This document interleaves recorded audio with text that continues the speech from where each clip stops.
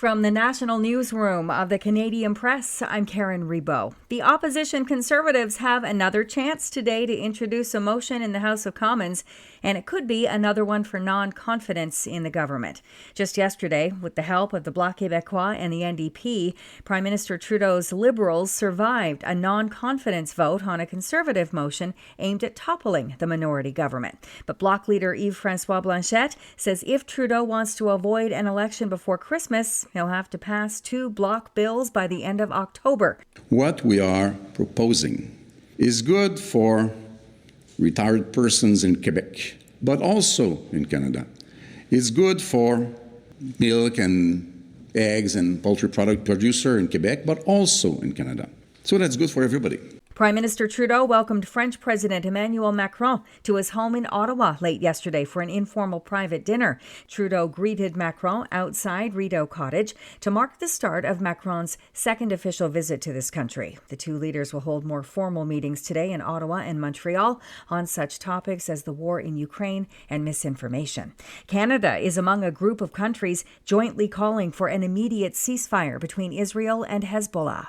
Canada is among 10 countries, plus the European Union, calling for an immediate 21-day ceasefire to allow for negotiations. The joint statement was ironed out on the sidelines of the UN General Assembly. It says a ceasefire across the Lebanon-Israel border would provide space for diplomacy. There was no immediate reaction from the Israeli or Lebanese governments or Hezbollah, but senior U.S. officials say all parties are aware of the call for a ceasefire. The escalating conflict between Israel and Hezbollah has killed more than 600 people in Lebanon in the past few days, including at least 2 Canadians. Jason White, The Canadian Press. A new report released today says most of the amputations that have been done on Canadian diabetics could have been prevented were it not for lack of access to a primary care provider or foot care specialists. The Canadian Institute for Health Information says more than 7,000 people with diabetes undergo a leg, foot, or toe amputation every year in this country. The report says diabetics living in the lowest income neighborhoods are 3 times more likely to have an amputation than those living in the highest income areas. And Frances Haugen has a wish list for social media companies that includes a suggestion she says will get people to spend less time online. The Facebook whistleblower says platforms should ask people when they want to go to bed. If they say 11 p.m., she wants the platforms to start slowing down 2 hours before. Around 11 p.m., they get tired and go to bed. Right? It's like less satisfying. You know, we've known for 20 years, if you add a little latency into an experience, people use it with us. She was in Toronto to speak at a conference aimed at online safety for kids. This is the Canadian Press.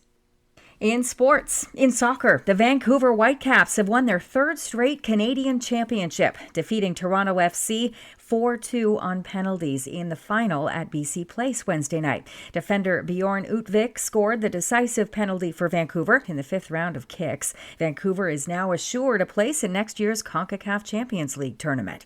Kevin Gausman threw 6 strong innings and Alejandro Kirk drove in 3 runs as the Toronto Blue Jays beat the Boston Red Sox 6-1. Leadoff hitter Jonathan Clase hit his first career homer for the Blue Jays and added 2 singles and a walk. The Jays will have Thursday off and then will host Miami Marlins for a 3-game series to end the season. Gunnar Henderson had 3 of Baltimore's 12 hits in the first 4 innings as the Orioles held on for a 9-7 victory over the New York Yankees. The Orioles again prevented the Yanks from clinching the American League East title despite Aaron Judge's league-leading 57th home run. From the Canadian Press, I'm Karen Rebow. Thanks for listening. Don't forget to follow and subscribe. For more of today's top stories, visit thecanadianpressnews.ca.